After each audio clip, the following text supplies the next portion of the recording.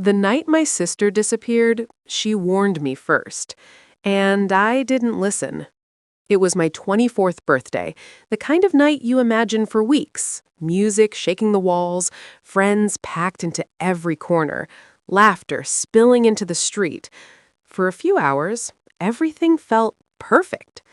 And right in the middle of it all was my sister, Nadine. She was smiling, talking, laughing. But if you looked closely, something was off. Have you ever seen someone pretend to be okay and you just feel it's fake? That was her. At exactly 11:42 p.m., she grabbed my wrist. Tight. Too tight. She pulled me away from the noise, leaned in close, and whispered, "If anything happens, don't trust what they say." I blinked. "What are you talking about?" I laughed. She didn't laugh back, just stared at me for a second, like she wanted to say more. Then she let go and walked away. That was the last normal moment I had with her. 10 minutes later, she was gone. No dramatic exit, no goodbye, no "I'll call you later," just gone. At first, I didn't panic, be honest, would you? It was a party. People move around, step outside, leave early. I told myself she'd be back. I kept smiling, kept dancing, but something in my chest wouldn't settle. By midnight, I checked my phone. No message. By 1 a.m., I called her. Straight to voicemail. That's when the noise around me started to feel distant, like I was underwater. "Have you seen Nadine?" I asked everyone.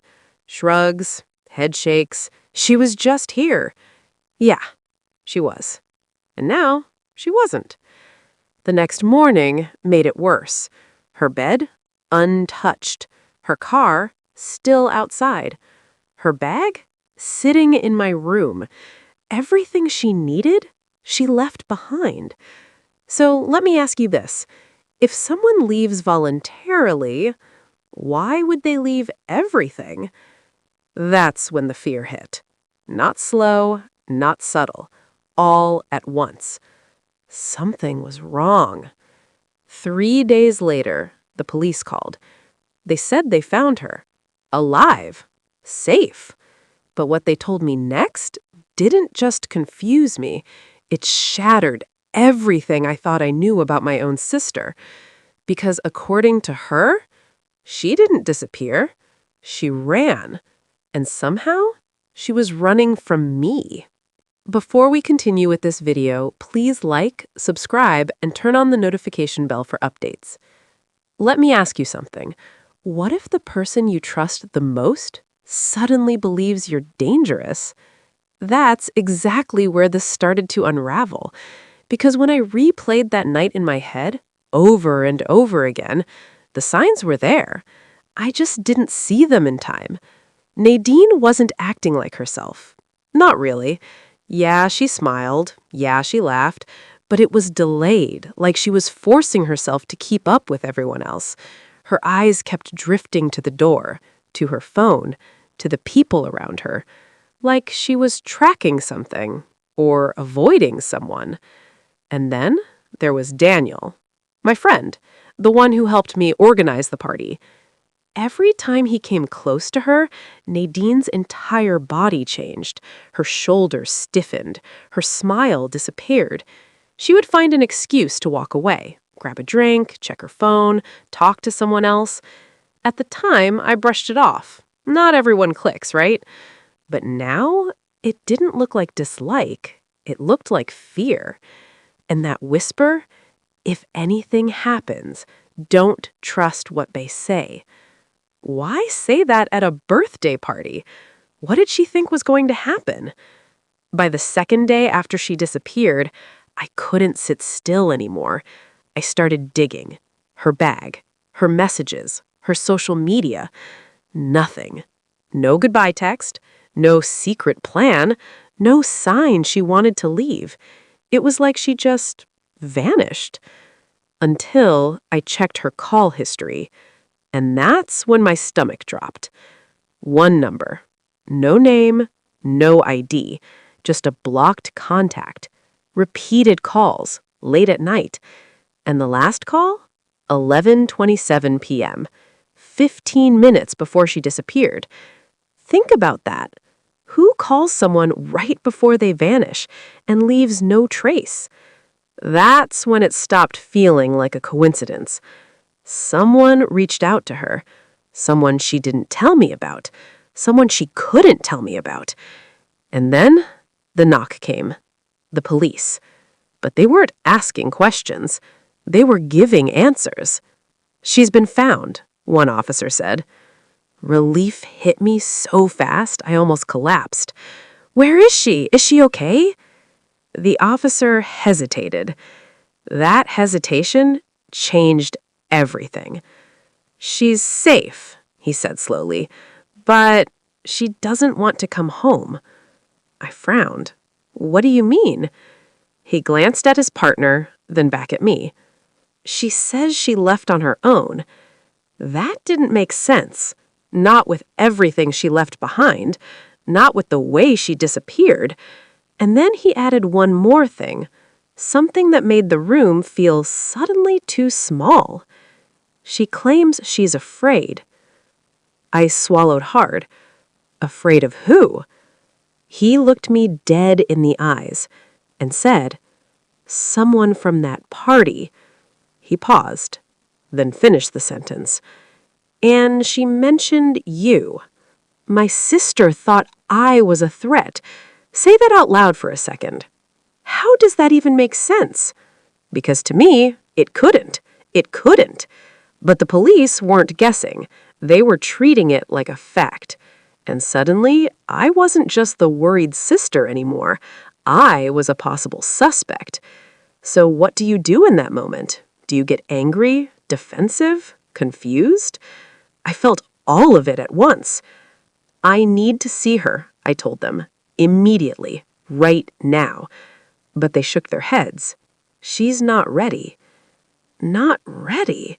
After disappearing for 3 days, she's not ready to see me? That's when the questions started. Not the kind you expect. Not what happened or did you notice anything strange? No. They asked, "Where were you between 11:30 and midnight? Did you argue with your sister recently? Has she ever expressed fear of you before?" Each question felt pointed, like they weren't trying to understand. They were trying to confirm something. And then they showed me the statement, signed, dated, from Nadine. My hands were shaking as I read it. She said she'd been feeling watched for weeks, that someone had been manipulating things around her, moving objects, sending messages, creating confusion. And somehow, she believed I was behind it.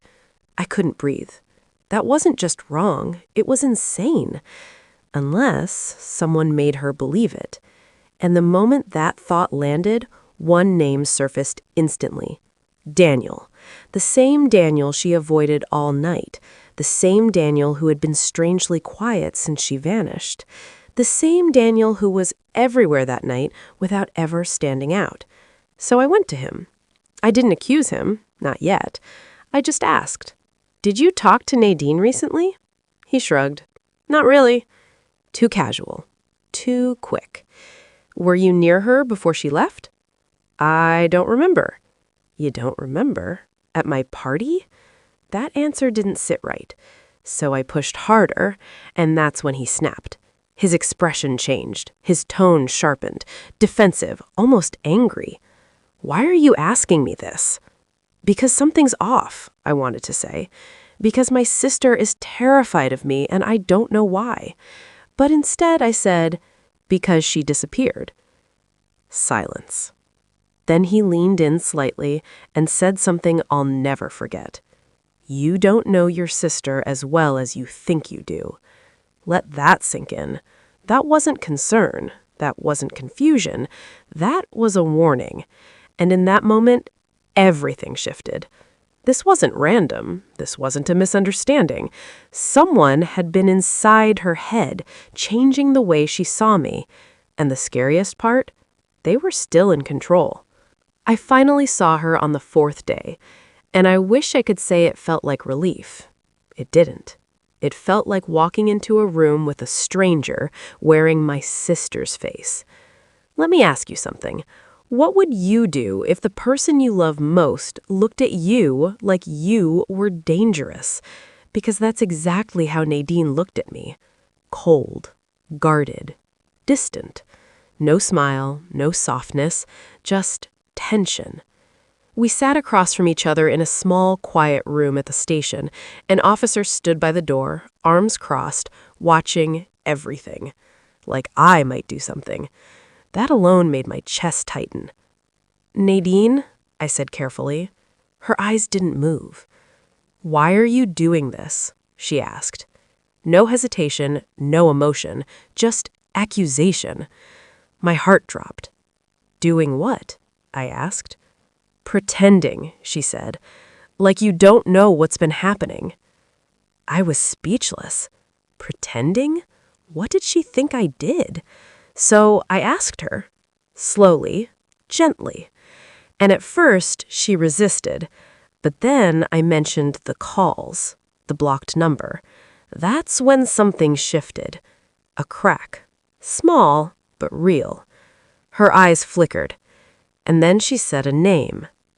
Daniel. Everything inside me went still. She told me he'd been talking to her for weeks, quietly, privately. At first, it was casual, check-ins, conversations, small talk. But then it changed. He started warning her about me, saying I was under pressure, acting strange, that I might not even realize what I was doing.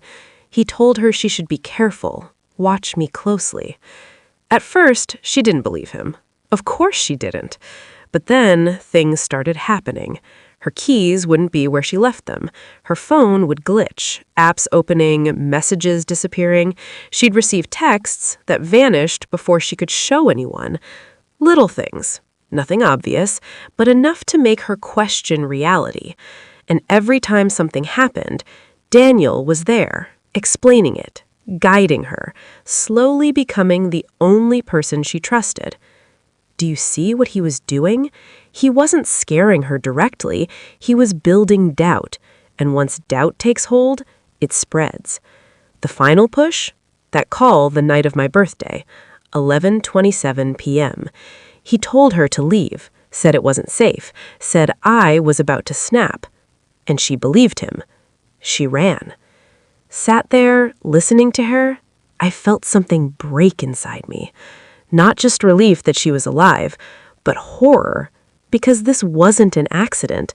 This was controlled, planned, precise. And then the worst part hit me. This didn't just isolate her, it pointed everything back at me, which meant one thing. Daniel didn't just want her gone, he wanted me blamed. The moment Nadine said Daniel's name, everything started to fall into place. Not slowly, not vaguely, clearly. And once the police shifted their focus to him, the truth didn't stay hidden for long. Because Daniel had made one mistake. He thought no one would connect the dots. But when they checked Nadine's call logs, the timing of the blocked calls, and Daniel's own phone activity, patterns started to appear. Not perfect, not obvious to the average person, but obvious enough. Logical payoff. Daniel had been planning this for weeks, not randomly, not emotionally, strategically. He used anonymous calling apps and message spoofing tools, nothing highly advanced, but just enough to create confusion. Messages that appeared and disappeared, calls with no identity, small digital manipulations that made Nadine question what was real. Then he stepped in as the solution, the calm voice, the helper, the one who understood. He created the problem and then offered protection from it. And the target of that fear? Me. Why? Because isolating Nadine from the person she trusted most made her easier to control. By the time my birthday came around, he had already planted enough doubt. All he needed was one final push. That call at 11:27 p.m. Leave now. It's not safe. And she did. exactly as he planned. Emotional payoff. When Nadine realized the truth, she didn't just cry, she collapsed. "I thought you were going to hurt me," she said, her voice shaking. And in that moment, I felt something I can't fully explain. Relief because she was alive. Pain because she believed that about me. But I didn't pull away. I held her. Because she wasn't the one who broke our trust. She was the one who was manipulated into losing it. Consequence payoff. Daniel was arrested within days, charged with harassment, psychological abuse, and fraud-related offenses tied to identity masking and digital deception. Our friends? Shocked. Some didn't believe it at first. Others blamed themselves for missing the signs.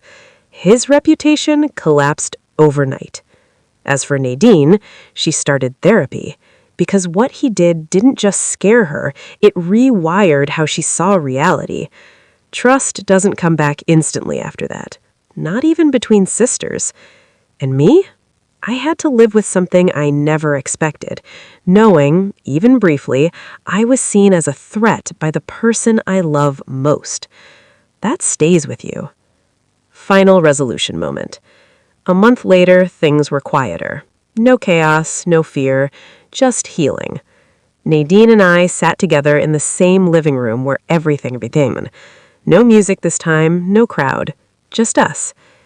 "I should have trusted you," she said softly. I shook my head. "No, you were scared. That's different." And for the first time since that night, there was no doubt between us, no fear, just truth. And finally, peace.